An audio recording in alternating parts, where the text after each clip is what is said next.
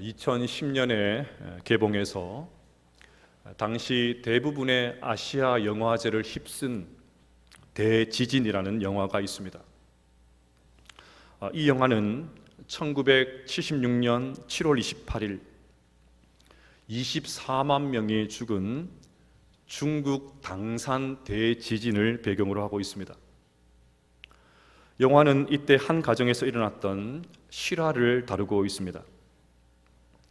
지진으로 인해서 한 부인이 눈앞에서 자기 남편이 죽는 것을 보았습니다.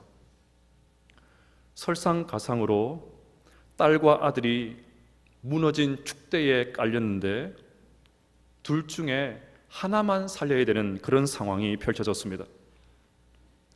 아들을 살리려고 축대를 들어 올리면 딸이 깔려 죽고, 딸을 살리려고 하면 아들이 죽는 그런 상황이 벌어지게 된 것입니다. 둘 다 살릴 수는 없고 하나만 택해야 되는 상황입니다. 여러분, 만약 여러분이 그 상황에 계셨더라면 어떻게 하시겠습니까? 누구를 선택하시겠습니까? 쉽지 않지요. 아니, 쉽고 어렵고가 아니라 너무 참담한 상황입니다. 그러면 이 여인은 어떻게 했을까요? 구조대원이 둘 다 죽일 거냐고 빨리 누구를 구조할지 결정하라고 다그치자 고심 끝에 이 여인은 아들을 택했습니다. 결국 이 여인은 딸도 마음에 묻었습니다. 그렇게 엄마와 아들이 남아서 힘들게 삶을 이어갔습니다. 세월이 흐르고 사정이 좀 좋아진 아들이 엄마를 좋은 집으로 모셔서 편안하게 살려고 합니다. 그런데도 엄마는 한사코 거절합니다.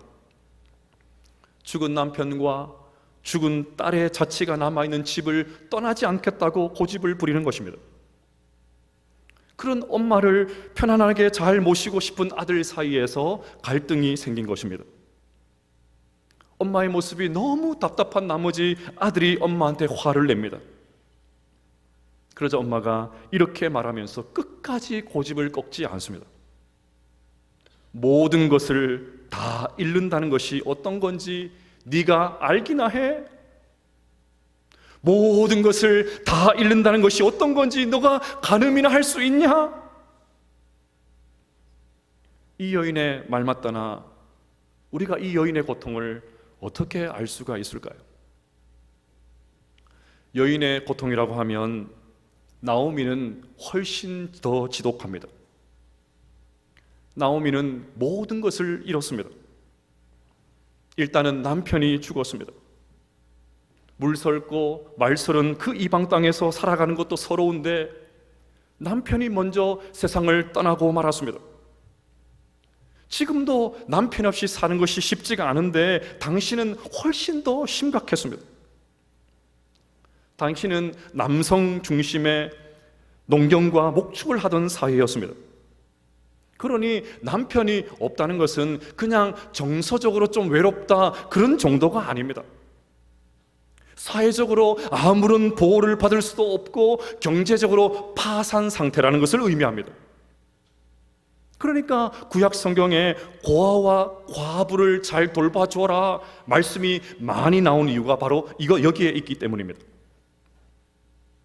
그렇게 나오미는 남편을 먼저 떠나보내고 외국 땅에서 싱글맘이 되어서 두 아들을 키웠습니다. 그 과정이 성경에 나오진 않지만 나오미가 얼마나 많은 고생을 했는지 충분히 짐작할 수 있죠. 기록은 없지만 행간을 통해서 나오미가 짊어진 삶의 무게를 고스란히 느낄 수가 있습니다. 힘들지만 그래도 나오미가 남편 잃은 슬픔을 이겨낼 수 있었던 것은 순전히 두 아들 때문이었을 것입니다. 말론과 기로는 나오미에게 살아갈 이유 그 자체였습니다. 다행히 두 아들들이 잘 자라줬습니다. 장성에서는 모압 여인들과 결혼식까지 올렸습니다. 저는 여기서 한 가지 상상을 해보았습니다. 여러분, 결혼식을 올리는 날 신랑의 어머니였던 나오미가 울었을까요? 아니면 신부의 어머니가 울었을까요? 보통은 신부의 어머니가 우는 경우가 많죠. 하긴 요즘은 워낙 결혼들을 안 하니까 자식들이 결혼한다고 하면 눈물은커녕 너무너무 좋아서 한박 웃음을 짓고 있는 것 같습니다. 그래도 상상을 한번 해보면 틀림없이 나오미가 눈물을 흘렸을 것입니다. 슬픔의 눈물은 아니었겠죠. 분명 감사와 기쁨과 소망의 눈물이었을 것입니다. 나오미 눈에는 눈물이 흐르고 있었지만 그래도 그녀의 마음에는 희망이 가득했을 것입니다. 그런데 말입니다. 두 아들이 또 세상을 떠나고 말았습니다. 어떻게 이런 일이 벌어질 수가 있습니까? 나오미가 얼마나 황망했을까요? 유일한 희망이 아들들이었는데 한순간에 둘 다 보내고 어미의 마음 얼마나 참담했을까요? 과연 나오미가 이 충격에서 벗어날 수 있을까요? 여기까지가 우리 지난주에 살펴본 내용입니다. 오늘 본문에는 나오미와 두 자부가 모압을 떠나서 베들레헴으로 가는 여정이 담겨 있습니다. 고국으로, 고향으로 돌아가는 것이니까 뭔가 희망차게 보이지만 전혀 그렇지가 않습니다. 나오미와 이 두 자부가 나눈 대화를 들어보면 그들의 마음이 얼마나 처참하게 무너져 있는지 여실히 알 수가 있습니다. 먼저 나오미의 말을 들어보겠습니다. 8절과 9절을 보시면 나오미가 두 며느리에게 이르되 너희는 각기 너희 어머니의 집으로 돌아가라. 너희가 죽은 자들과 나를 선대한 것 같이 여호와께서 너희를 선대하시기를 원하며 여호와께서 너희에게 허락하사 각기 남편의 집에서 위로를 받게 하시기를 원하노라. 나오미는 두 자부에게 각자 고향으로 돌아가라고 합니다. 그러면서 어머니의 집으로 가라고 합니다. 당시가 남성 중심의 사회였다는 것을 감안하면 아버지의 집으로 돌아가라 그렇게 말해야 맞습니다.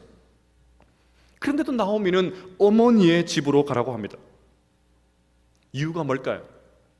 당시가 아무리 남성 중심의 사회였다고 해도 결혼을 준비하는 것은 전부 어머니의 몫이었기 때문입니다. 그러니까 어머니의 집으로 돌아가라고 한 것은 너희들은 아직 젊으니까 좋은 남자 만나서 새 출발하라는 말입니다. 재혼해서 행복하게 살았으면 좋겠으니까 어서 빨리 친정으로 돌아가라, 그런 말이었습니다. 그런데 전통적으로 나오미의 이 행동, 이 말을 부정적으로 해석을 해왔습니다. 나오미의 두 며느리는 이방신을 섬기는 모압 여자였습니다. 그러니까 이제 베들레헴으로 가면 하나님을 섬길 수 있는 기회가 열리게 됩니다. 그때나 지금이나 전도하는 것이 얼마나 힘듭니까? 그런데 제 발로 같이 따라가려고 하는 며느리, 그 자부들을 왜 돌려보내냐는 것입니다. 왜 하나님을 섬길 수 있는 기회를 원천적으로 차단하느냐? 잘못되었다, 이런 식으로 나오미를 꾸짖습니다. 우리가 알고 있는 대로 두 자부 가운데 오르바는 결국 고향으로 돌아갔습니다. 15절을 보면 당시 상황을 이렇게 묘사합니다. 나오미가 또 이르되 보라, 내 동서는 그의 백성과 그의 신들에게로 돌아가나니. 성경은 단순히 오르바가 고향으로 갔다 그렇게 하지 않고 그들의 신들에게로 갔다 그렇게 기록을 했습니다. 그래서 비난하는 사람들은 이거 보라고, 나오미가 두 자부를 집으로 돌아가라 그런 말 하지 않았다면 하나님을 얼마든지 섬길 수 있었는데 다시 고향으로 돌아가서 이방신을 섬기게 되었다, 그러니 나오미의 행동 잘못되었다, 이런 식으로 비난을 합니다. 그래서 미국의 유명한 설교자였던 워렌 위어스비는 이 부분을 이렇게 설교했습니다. 만약 나오미가 베들레헴으로 돌아가는 것이 옳은 일이었다면 그녀는 마땅히 오르바와 룻도 함께 데리고 갔어야 했다. 그런데 나오미는 그렇게 하는 대신 오히려 두 자부에게 친정과 그들이 섬기는 거짓 신에게로 돌아가게 말한 것이다. 그런데 여러분, 정말 그럴까요? 지금 나오미가 정말 비난받을 그런 일을 했을까요? 저는 다르게 생각을 합니다. 저는 오히려 나오미의 행동을 보면서 나오미의 심적인 고통이 느껴집니다. 지금 나오미는 이 이방 땅에서 남편을 잃고 과부로 살아가는 것이 얼마나 힘든 일인지 몸소 체험하고 있습니다. 베들레헴은 나오미에게는 고향이지만 두 자부에게는 어디까지나 외국입니다. 자신도 외국에서 그것도 남편 없이 사는 것이 얼마나 힘든지 뼈저리게 경험을 했습니다. 얼마나 서러운 일들이 많은지 누구보다 잘 압니다. 매일이 그냥 눈물의 세월입니다. 그런데 아무리 며느리라고 하지만 그 고통을 누구보다 잘 알고 있는데 어떻게 강요할 수 있습니까? 오히려 너희들은 아직 젊으니까 고향으로 돌아가서 새 출발해라, 좋은 남자들 만나서 새 출발해라, 그렇게 말하는 것이 훨씬 더 사려 깊은 행동 아닐까요? 그러니 나오미를 비난할 게 아니라 나오미의 고통을 읽을 수 있어야 됩니다. 자, 그러면 나오미의 말을 들은 두 며느리의 반응을 보겠습니다. 9절과 10절을 보시면 여호와께서 너희에게 허락하사 각기 남편의 집에서 위로를 받게 하시기를 원하노라 하고 그들에게 입맞춤에 그들이 소리를 높여 울며 나오미에게 이르되 아니니이다, 우리는 어머니와 함께 어머니의 백성에게로 돌아가겠나이다 하는지라. 자부들은 큰 소리로 울었습니다. 그러면서 아니니이다, 절대로 안 됩니다, 그럴 수는 없습니다, 어머니와 함께 가겠다고 울부짖습니다. 여러분, 마지못해서 체면 때문에 이렇게 말하는 것이 아닙니다. 그렇지 않아도 그런 생각이었는데 처음부터 덥죽받으면 예의가 아니니까 쇼를 하는 게 아닙니다. 저는 대성통곡하는 이 자부들을 보면서 그들의 마음 고생도 느껴집니다. 우리도 그럴 때가 있지 않습니까? 이미 마음이 상할 대로 다 상해 있습니다. 눈물이 막 끝까지 차올라 있습니다. 사력을 다해서 참고 있습니다.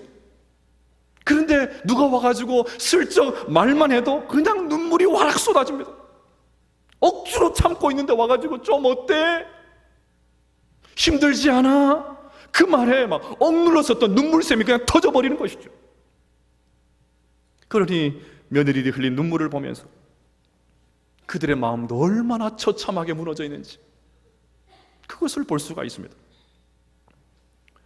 자부들이 이렇게 강하게 거부하면 받아들일 만도 한데 나오미는 더 강력하게 부탁합니다. 11절부터 보시면 나오미가 이르되 내 딸들아 돌아가라, 너희가 어찌 나와 함께 가려느냐?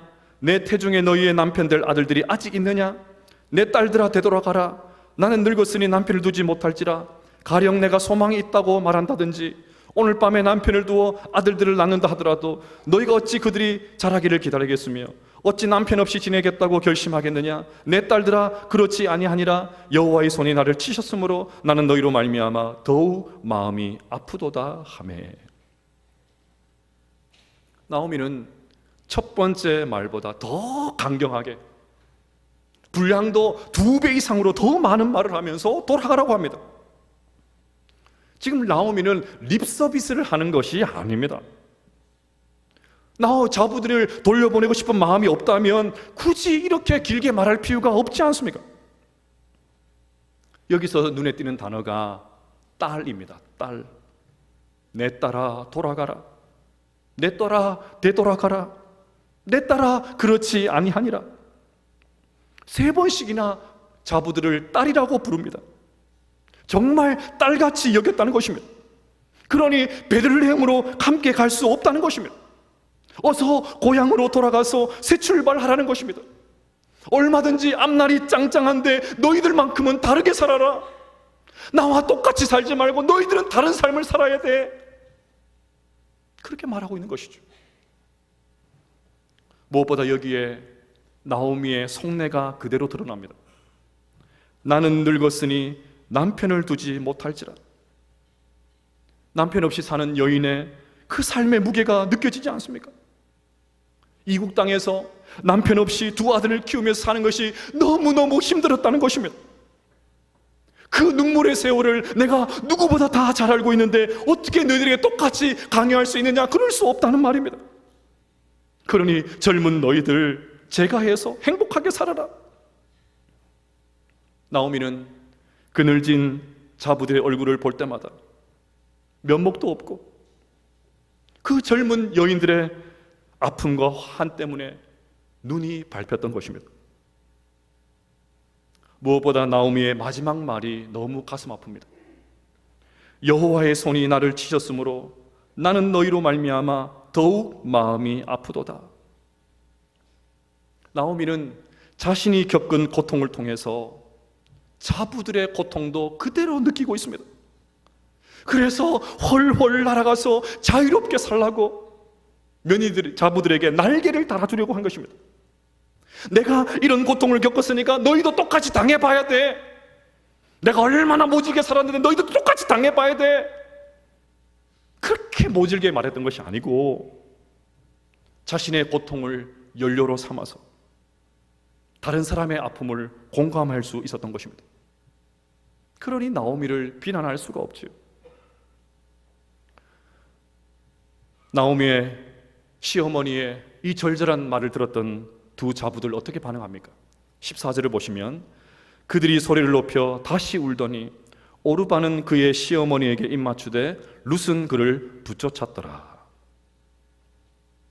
오르바는 친정으로 돌아갔고 룻은 시어머니를 따라서 베들레헴으로 갑니다.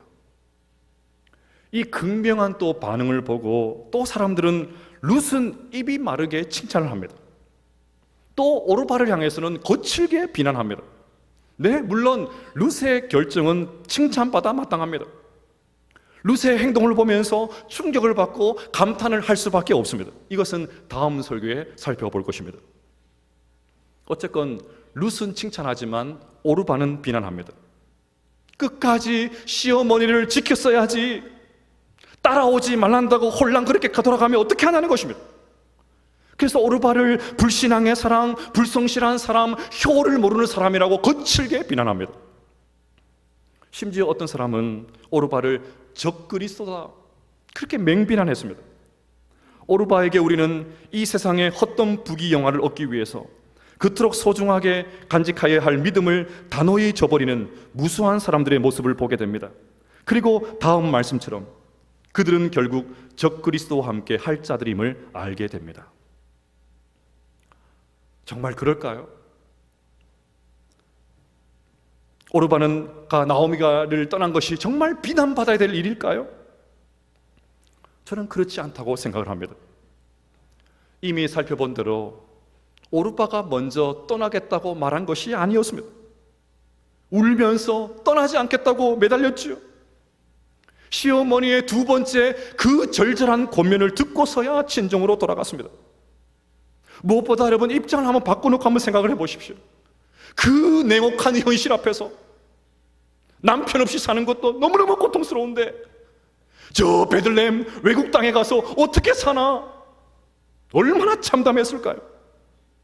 이런 상황에서 오르바와 같은 결정을 하지 않을 사람이 과연 얼마나 되겠습니까? 사실 따지고 보면 오르바는 시어머니인 나오미와 같은 행동을 하고 있는 것입니다.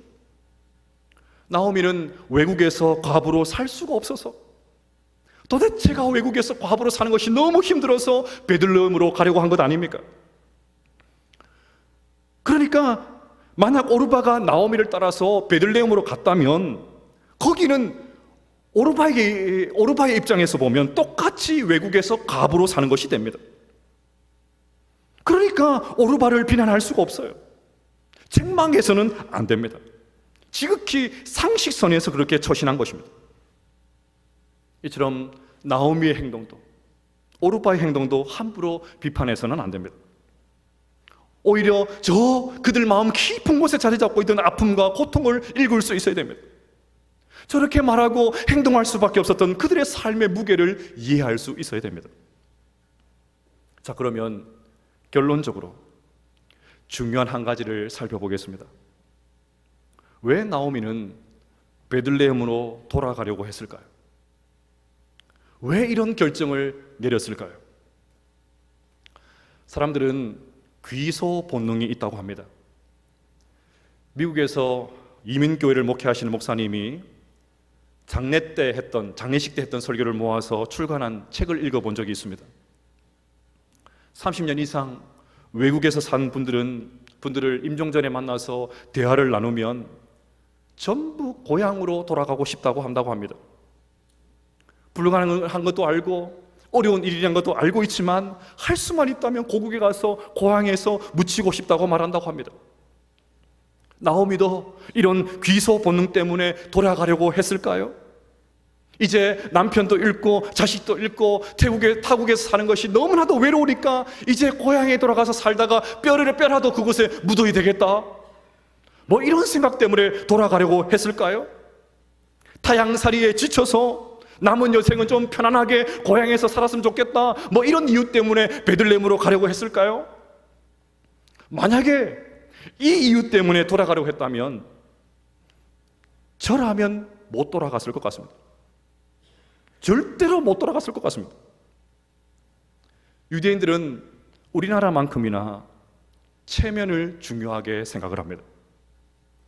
1장 뒷부분을 보면 나오미가 돌아온 것을 보고 온 동네가 떠들썩한 장면이 나옵니다. 짐작하건대 나오미는 틀림없이 그 집에, 그 동네에서 유명한 사람이었을 것이 분명합니다. 모든 사람들이 한눈에 그를 알아보았습니다. 그런데 더 좋은 곳을 찾아 보란듯이 이민을 갔는데 다 말아먹고 쫄딱 망해서 그것도 홀몸으로 어떻게 돌아올 수가 있습니까? 창피해서도 못 돌아오지요. 보란듯이 나갔으면 잘 되어서 보란듯이 돌아와야 하는 것 아닙니까? 사람들이 무슨 말로 수군거리고 어떤 그런 수모를 당할지도 뻔히 보이는데 어떻게 이 상태로 홀몸으로 쫄딱 망해서 돌아올 수가 있습니까? 그런데도 나오미는 아랑곳하지 않고 베들레헴으로 돌아갑니다. 모든 그 수모를 무릅쓰고 베들레헴으로 돌아갑니다. 이유가 뭘까요? 6절에 그 이유가 나옵니다. 6절 말씀을 같이 한번 읽어보겠습니다. 시작. 그 여인이 모압 지방에서 여호와께서 자기 백성을 돌보시사 그들에게 양식을 주셨다 함을 듣고 이에 두 며느리와 함께 일어나 모압 지방에서 돌아오려 하여. 아멘. 여호와께서 자기 백성을 돌보시사 그들에게 양식을 주셨다 함을 듣고. 무슨 말입니까? 지난주 설교의 표현으로 하면 빵집에 빵이 돌아왔기 때문입니다. 떡집에 떡이 돌아왔기 때문입니다. 유다, 베들레헴, 에브랏, 하나님께서 풍성한 먹을 것을 그 땅 가운데 주셨기 때문입니다. 그래서 나오미는 어떤 수모를 당한다 해도, 사람들이 뭐라고 수군거려도 그 소식을 아랑곳하지도 않고 그 소식을 똑똑히 듣고 그 절망의 자리에서 벌떡 일어나 베들레헴으로 돌아갈 수 있었던 것입니다. 그럼 이것이 하나님의 은혜입니다. 하나님의 은혜입니다. 하나님은 고통 중에 있는 나오미를 외면하지 않으셨습니다. 다시 불러주셨습니다. 하나님은 나오미를 잊지 않으셨습니다. 다시 먹을 것을 주셔서 텅 빈 나오미의 마음을 풍성하게 채워주셨습니다. 그러니 나오미는 귀소 본능 때문에, 향수병 때문에 고향으로 돌아간 것이 아닙니다. 하나님의 긍휼, 하나님의 은혜 때문에 모든 수모와 수치를 무릅쓰고 고향으로 돌아올 수 있었던 것입니다. 예전에 초등학교 학생들의 시험지 답안이 인터넷에 공개되면서 화제가 된 적이 있었습니다. 어떤 분들은 그 답안을 보면서 좀 엽기 답안이다 그렇게 말을 하는데, 제가 볼 때는 좀 참신하게 느껴졌습니다. 여러분 한번 풀어보시길 바랍니다. 예를 들면 이런 것입니다. 개미를 3등분하면 어떻게 됩니까? 개미를 3등분하면 어떻게 되나요? 무슨 답이 나오는 것 같은데요. 학교에서는 이렇게 가르칩니다. 머리, 가슴, 배. 그렇죠? 곤충을 3등분하면 머리, 가슴, 배. 초등학생들 어떻게 썼는지 아십니까? 개미를 3등분하면 어떻게 됩니까? 죽는다 이렇게 썼습니다. 또 두 번째, 삶은 달걀을 어떻게 먹어야 됩니까? 여러분, 삶은 달걀을 어떻게 먹어야 됩니까? 이 답은 조금 논란이 있을 것 같아요. 그런데 이렇게 가르친다고 합니다. 소금에 찍어 먹는다. 이거 좀 논란이 있을 것 같아요. 근데 아이들은 어떻게 썼는지 아십니까? 삶을 달걀을 어떻게 먹습니까? 했더니 가슴을 치며 먹는다 이렇게 했습니다. 너무 기발하지 않습니까? 가슴을 치며 먹는다. 마지막 질문이 중요합니다. 부모님들은 왜 우리를 사랑하는 걸까요? 부모님은 왜 우리를 사랑하는 걸까요? 여러분 뭐라고 대답하시겠습니까? 이게 참 답이 자신 있게 잘 안 나오죠. 이 질문을 듣고 아이들도 난감했던 모양입니다. 그래서 이렇게 적었습니다. 왜 부모님이 우리를 사랑합니까? 그러게 말입니다. 그러게 말입니다. 여러분, 엉뚱한 대답 같지만 생각을 해보면 진짜 명답이죠. 이 질문 이렇게 적용할 수 있을 것 같습니다.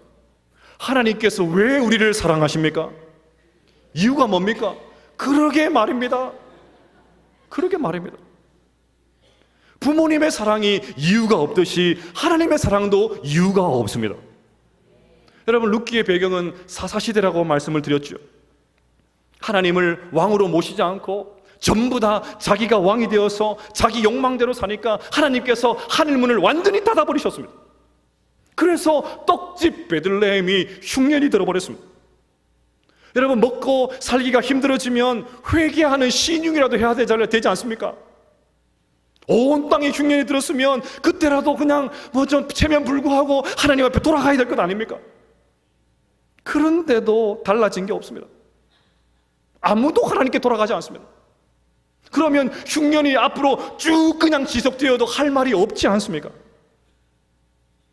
하지만 하나님은 진노 중에서도 긍휼을 잊지 않으셨습니다. 하나님께서 자기 백성을 돌보사 양식을 주셨습니다. 이유가 무엇입니까? 그러게 말입니다. 이유가 없습니다. 설명할 방법이 없어요.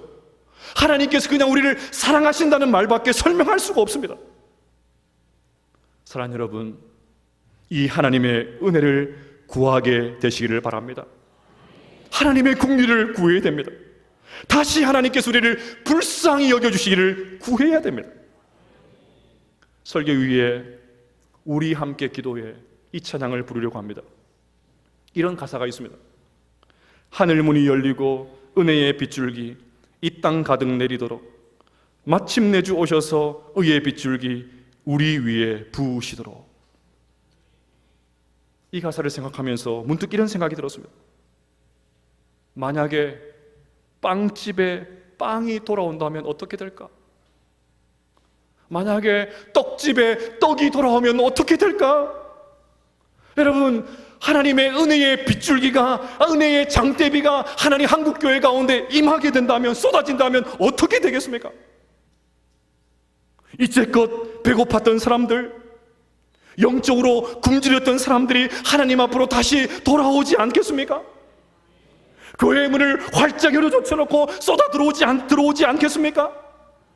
만약 교회가 빵과 떡으로 가득할 수만 있다면, 교회가 아무리 멀어도, 건물이 세련되지 않아도, 시설이 불편해도, 주차장이 좀 부족해도, 인테리어가 구닥다리여도 아무런 문제가 되지 않는 줄로 믿습니다. 왜요? 그 교회에 떡과 빵이 있기 때문입니다. 우리 자녀들 10년 가운데 하나님의 은혜의 빗줄기가 임할 수만 있다면, 우리 자녀들이 그 하나님의 은혜를 경험할 수만 있다면 달라지지 않겠습니까? 이것을 기도하셔야 됩니다. 사랑하는 여러분, 하나님께서 우리를 불쌍히 여겨주셔서 은혜의 단비가, 은혜의 장대비가 우리 교회인 개인과 교회 가운데 가득하게 임할 수 있도록 기도하시기를 바랍니다.